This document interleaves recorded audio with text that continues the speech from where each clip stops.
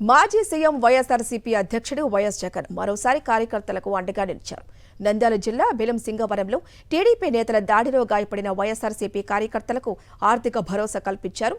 ఈ మేరకు 50,000 రూపాయల చెక్కును బాధితులకు అందజేశారు. బనగానపల్లి మాజీ ఎమ్మెల్యే కాటసాని రామిరెడ్డి ఈ సందర్భంగా వైఎస్ జగన్ కు కృతజ్ఞతలు తెలిపారు. బాధితులు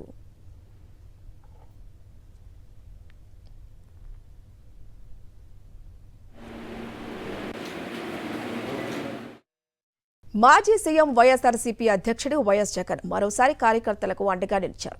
నంద్యాల జిల్లా బిలంసింగవరంలో టీడీపీ నేతల దాడిలో గాయపడిన వైఎస్ఆర్సీపీ కార్యకర్తలకు ఆర్థిక భరోసా కల్పించారు.